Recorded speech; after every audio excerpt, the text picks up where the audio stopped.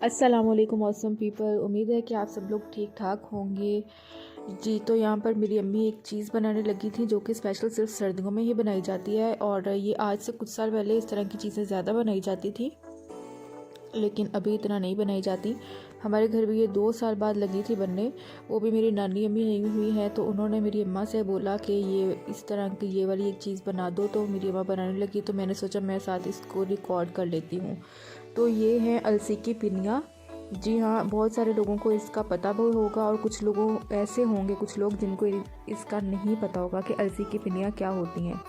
तो जिन लोगों को ये नहीं पता कि अलसी किसे कहते हैं, आप लोगों ने फ्लैक्स सीड्स का तो नाम सुना होगा। ये बेसिकली फ्लैक्स सीड्स हैं, अलसी के बीज होते हैं ये। तो यहाँ पर ये 1 किलो अलसी के बीज लिए हुए हैं। इनको पहले अच्छे तरीके से भूनना होता है आपने, ताकि ये ऑलरेडी ब्लैक कलर के होते हैं, मतलब ब्राउन ब्राउन ब्लैकिश कलर होता है इनका, और इनको डार्क सा कलर और कर लेना होता है कि ये ब्लैक ब्लैक से नज़र आना शुरू हो जाते हैं। तब तक इनको भूनना होता है आपने अच्छे से। इस तरह की चीज़ें जो है ना, ये पिनिया और ये सब, कुछ लोग बेसन की पिनिया भी बनाते हैं। हमारे घर भी वो अक्सर बनती थी पहले, लेकिन अभी तो नहीं बनती क्योंकि हम लोग खाते नहीं। हम कोई भी बहन भाई इस तरह की चीज़ें नहीं खाता, तो मेरी अम्मा नहीं बनाती कि इतनी मेहनत का फिर क्या फ़ायदा। हालांकि ये चीज़ें सेहत के लिए बहुत अच्छी होती हैं सर्दियों में ख़ास तौर पर। बेसन की पिनिया, कुछ लोग निशास्ते की पिनिया भी बनाते हैं, कुछ लोग चावलों की पिनिया भी बनाते हैं, और ये सब ज़्यादातर पंजाब वाली साइड पर ही बनता है। जो इंडिया का पंजाब है वहाँ पर भी ये बनता होगा। ऑफ कोर्स प्री पार्टीशन से पहले जो एक ही पंजाब था, तो उनके खाने भी जो है ना वो सेम ही है, इस तरह की चीज़ें सारी। तो इसको यहाँ पर भून लिया है। इसको तब तक भूनना होता है जब तक इसकी कुड़कुड़ाने की आवाज़ नहीं आना शुरू होती, या फिर इसकी एक खुशबू आना शुरू हो जाती है। जैसे मतलब हम जैसे अपने कुछ लोग सूजी का हलवा बनाते हैं, तो सूजी को जब भूनते हैं तो जब तक सूजी की स्मेल आना नहीं स्टार्ट होती, मतलब खुशबू आना स्टार्ट नहीं होती, सॉरी, तब तक उसको भूनते हैं। तो इसको भी तब तक भूनना होता है जब तक इसका कलर चेंज नहीं होता और इसकी खुशबू नहीं आना स्टार्ट होती। तो ये वाली पहले हमने भून ली थी, अब दोबारा अब दूसरी वाली भूनने लगी अम्मी, क्योंकि ये 1 किलो अलसी के बीज है। यहाँ पर आप देख सकते हैं कि भूनने के बाद इनका जो कलर है वो थोड़ा सा और डार्क हो चुका है। तो इस तरह से इनको भूनना होता है। इसको भूनने के बाद जो है वो नेक्स्ट इसको बाद में हमने ग्राइंडर के अंदर ग्राइंड करना है। इसको बिल्कुल पाउडर फॉर्म में करना होता है। यहाँ पर मेरी अम्मा ने इसको अच्छे तरीके से पाउडर फॉर्म में कर लिया है। कुछ तो आधा कर लिया और आधा भी रहता है यहाँ पर।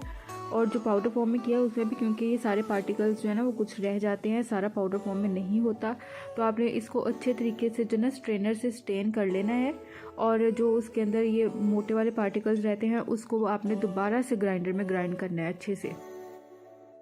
फिर आपने जो गंदम का आटा है उसको भी भूनना है अच्छे तरीके से, जब तक उसका कलर थोड़ा सा डार्क नहीं हो जाता, और जब तक उस भुने हुए आटे की खुशबू आना नहीं शुरू हो जाती, आपने उसको तब तक भूनना होता है।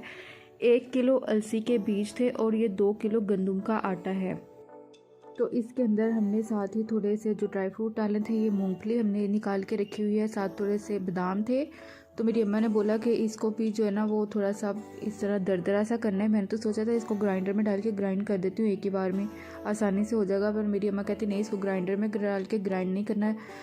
हमारी अम्मियाँ, उनको आसान काम कभी भी पसंद नहीं होता। उन्होंने मुझे बोला कि इस चट्टू में डाल के, ये हम तो इसको अपने घर पर चट्टू बोलते हैं, मुझे नहीं मालूम कि आप लोग क्या बोलते हो इसको। खैर, इस चट्टू में डाल के फिर मैंने इसको थोड़ा सा दरदरा किया। मेरी अम्मा ने बोला कि पूरा पाउडर फॉर्म नहीं करना, उस तरह पाउडर फॉर्म अच्छा नहीं लगता, बल्कि इसको थोड़ा दरदरा सा करो जैसे चिली फ्लेक्स होते हैं। तो फिर मैंने पहले मूंगफली डाल के इसको अच्छे तरीके से उसको दरदरा सा किया, और फिर बाद में मैंने बादाम डाल के किए। और यहाँ पर हमारा जो आटा था वो भी भुना गया है। ये देखें, इसकी जो शक्ल है ना, मीन्स के जो इसका कलर है वो थोड़ा सा डार्क हो चुका है, और अच्छी खासी खुशबू आ रही थी इस आटे की। सेम इसी तरीके से भूनना होता है आटे को। यहाँ पर ये गुड़ जो है वो पानी में डाल के रख दिया है ताकि ये थोड़ा थोड़ा मेल्ट होना स्टार्ट हो। ये सरसों का ऑयल है। इसको मेरी अम्मी कहती हैं कि जो रोटी के टुकड़े इसमें ऐसे डाल के चूल्हे पे अगर इसको रखें, गरम करें, तो इसको कहते हैं तेल को मठीरना। पिनियों में, अलसी की पिनियों में सरसों का ऑयल डाला जाता है, और देसी घी या दूसरा कोई भी ऑयल नहीं डालते, उससे टेस्ट अच्छा नहीं आता। फिर यहाँ पर जो गुड़ है वो पानी में डाल के रख दिया है चूल्हे के ऊपर, ताकि वो अच्छे तरीके से मेल्ट हो जाए। और उसके बाद उसको इस तरीके से आपने स्ट्रेनर से स्ट्रेन कर लेना है, ताकि उसके अंदर जो गुड़ होता है, अगर कोई इसके अंदर कोई पार्टिकल्स वगैरह हो तो वो स्ट्रेन हो जाए इस तरह से। फिर इसी गुड़ वाले स्ट्रेन के हुए पानी को अच्छे तरीके से पकाना है। इसका अच्छा सा शीरा बनाना है, और शीरा आपने इस तरह से बनाना है, जब तक आप पानी को चेक कर लें, जब तक पानी का दाना नहीं बनना स्टार्ट होता तब तक शीरा नहीं बनता सही वाला। बाद में इसके अंदर जो है वो मेरी अम्मा ने मिक्स कर दिया वो ड्राई फ्रूट, जो कि मैंने उसको दरदरा सा बनाया था। साथ ही इसके अंदर फिर आपने ऑयल वगैरह मिक्स कर देना है। ऑयल मिक्स करने के साथ ही इसके अंदर जो अलसी और वो आटा था हमारा गंदम का भुना हुआ, उसको ऐड कर देना है इसके अंदर।